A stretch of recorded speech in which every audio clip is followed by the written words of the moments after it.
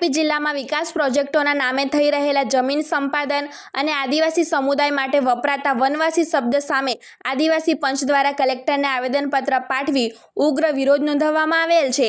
આદિવાસી પંચના અગ્રણીઓએ જણાવ્યું છે કે તેઓ ભારતીય સંવિધાનના અનુચ્છેદ 244(1) અને 5મી અનુસૂચિ હેઠળ આવતા દક્ષિણ ગુજરાતના તાપી જિલ્લામાં પોતાના કુટુંબ અને કબીલા સાથે પરંપરાગત ખેતી તથા પશુપાલન કરી જીવન ગુજારે છે। ગુજરાત સરકાર દ્વારા દક્ષિણ ગુજરાતના આદિવાસી વિસ્તારને જીઆઈડીસી જાહેર કરાતા સ્થાનિકોમાં ભારે નારાજગી છે। આદિવાસીઓનું માનવું છે કે જીઆઈડીસી આવવાથી મોટા પાયે જમીન સંપાદન થશે, જેના કારણે તેઓ વિસ્થાપિત થશે અને તેમની પરંપરાગત સંસ્કૃતિ તેમજ રૂઢિઓ નાશ પામશે, જે બંધારણના આર્ટિકલ 19 અને 13(3) ક નું સીધું ઉલ્લંઘન છે। આવેદનપત્રમાં વિકાસના નામે ચાલતા વિનાશકારી પ્રોજેક્ટોનો ઉલ્લેખ કરતા જણાવવામાં આવેલ છે કે તાપી જિલ્લાના ડોલવણ, વ્યારા, વાલોડ અને સોનગઢના 44 ગામોમાંથી પસાર થનાર ગુડ્સ ટ્રેન પ્રોજેક્ટ તેમજ રાષ્ટ્રીય ધોરીમાર્ગ 56ના નવા રૂટ માટે 28 ગામોની જમીન સંપાદન કરવાની પ્રક્રિયા તાત્કાલિક અટકાવવામાં આવે। ખેડૂતો પોતાની માતા સમાન જમીન કોઈપણ ભોગે આપવા તૈયાર નથી। આ ઉપરાંત વ્યારા તાલુકાના વીરપુરથી લઈને મહારાષ્ટ્રના નવાપુર સુધીના અંદાજે 19 જેટલા ગામોમાંથી પસાર થતી રેલવે લાઇન માટે વીજળી સબસ્ટેશન નાખવા જેટકો લિમિટેડ કંપની દ્વારા ગામના પ્રથમ નાગરિકને અપાતી નોટિસોને ગેરબંધારણીય ગણાવી પ્રશાસન પાસે કડક કાર્યવાહીની માંગ કરાઈ છે। જમીન સંપાદનની સાથે સાથે આદિવાસીઓની અસ્મિતા સાથે થતા ચેડા અંગે પણ આવેદનમાં ગંભીર ચિંતા વ્યક્ત કરવામાં આવેલ છે। સત્તારૂઢ પક્ષના મંત્રીઓ તેમજ કાર્યકરો દ્વારા આદિવાસી સમુદાયને વનવાસી તરીકે સંબોધવા પાછળ એક મોટું ષડયંત્ર હોવાનો આક્ષેપ કરાયો છે।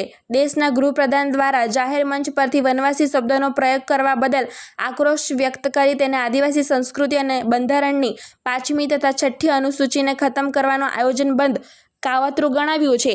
આદિવાસી સમુદાયનું અપમાન કરનારાઓ સામે એટ્રોસિટી એક્ટ હેઠળ ગુનો નોંધી જેલ ભેગા કરવાની માંગણી કરવામાં આવી રહી છે। ત્યારે આ અંગે આગેવાનોએ વધુમાં શું કહ્યું તે જોઈએ।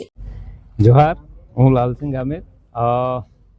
અત્યારે જે હાલ કલેક્ટર કચેરી તાપીમાં જેટકો દ્વારા જે રેલવે લાઇન જાય છે એના માટે જેટકો દ્વારા સબ સ્ટેશન નાખવામાં આવવાનું છે, એમાં લગભગ તાપી જિલ્લાના 44 ગામોમાંથી લાઇન પસાર થવાની, એના વિરોધમાં 2024માં પણ અમે લોકોએ આવેદનપત્ર આપી ચૂક્યા છે। અત્યારે જેટકો આ તૈયારી કરે છે સબ સ્ટેશન નાખવાની, એટલે એના વિરોધમાં।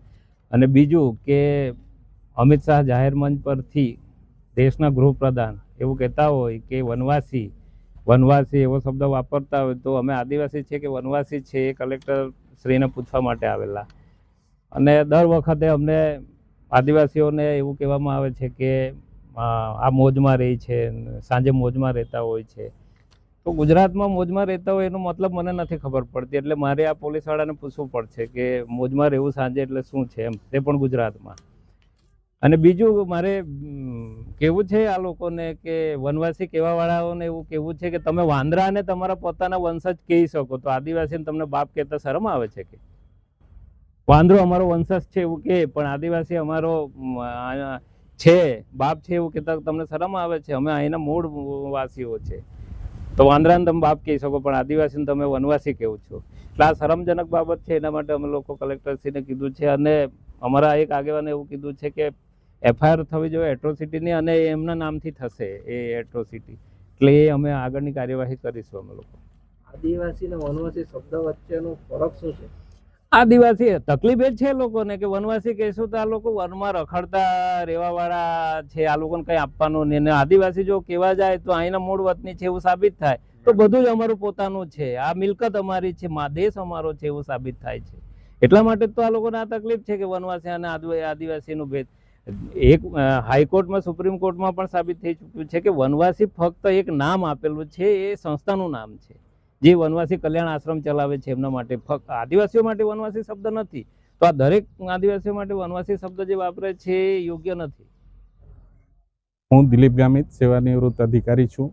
આજે જેટકો કંપની દ્વારા વીરપુરથી નવાપુર 220 kV લાઇન લઈ જવા માટેનું પ્લાનિંગ છે ને અધિકારીઓ એટલે સરપંચોને નોટિસો આપી છે।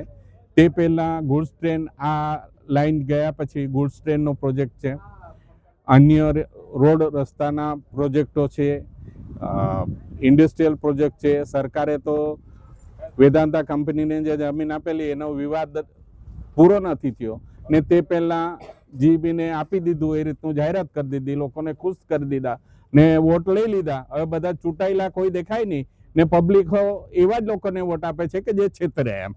તો આ લોકોએ પણ છેતરપિંડી ચાલુ કરી છે. તે પહેલાં અમે લોકોને જાગૃત કરવા માટે આ પ્રયત્નો કરી રહ્યા છે કે આ લાઈન ગયા પછી શું થશે. 220 kV સ્વિચયાર્ડ, હાઇડ્રો સ્વિચયાર્ડમાં જગ્યા છે 220 kV લાઈન કાઢવા માટેની, ત્યાંથી નહીં કાઢતા અહીંથી વીરપુરથી કાઢીને બીજી પાછી એને લોડ વધારો આવશે એટલે બીજી પાછી 220 kV લાઈન લેશે. એટલે આદિવાસીઓએ આ જીવન બાપ દાદાઓની જમીનો છે એ આપ્યા જ કરવાની, સરકાર પોતાનો લાહવો લેતી જ રહેશે અને આદિવાસી મરતો થશે. આ પરિસ્થિતિમાં આદિવાસીઓ ક્યાં જશે તે પ્રશ્ન સાહેબને પૂછ્યો તો સાહેબ પાસે એનો કોઈ જવાબ નહોતો. ને અત્યારે આજે દક્ષિણ ગુજરાતમાં એક રાજકોટમાં પેલો બાબા બોલે છે કે ધર્મ પરિવર્તનની વાતો કરે છે. તો અહીંયા કયો ધર્મ પરિવર્તન થયો? આદિવાસી છે અને એને હિન્દુ બનાવવા, ખ્રિસ્તી બનાવવા અને મુસ્લિમ બનાવવા લોકો એ લોકોને છેતરીને લૂંટે છે. તેમાં સરકાર કઈ નથી કરતી, જમીનો લૂંટી રહી છે. ત્યાં આદિવાસીઓ હજુ જાગતા નથી. તો હવે જાગે અને પોતાના હક અધિકારો સમજે અને ન્યાય લેવા માટે આગળ આવે એવી વિનંતી છે. ચૂંટીને પ્રતિનિધિઓ મોકલેલા છે એ કયા સમાજના છે? એ આદિવાસી સમાજના દલાલો છે. આદિવાસીઓને મૂર્ખ બનાવીને પોતાનો ધંધો રોજગાર રહી ખાય છે, બીજું શું કરે છે?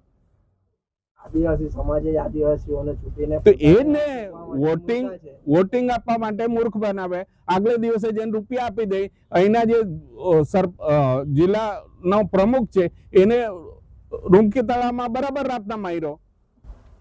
તો એ લોકો કઈ નથી કરતા. પોલીસ હતી તો એ માર્યો. માર ખાઈને પૈસા કમાવું છે એ લોકોએ. આદિવાસીઓને મારવા છે, બીજો કોઈ ધંધો જ નથી એ લોકોનો.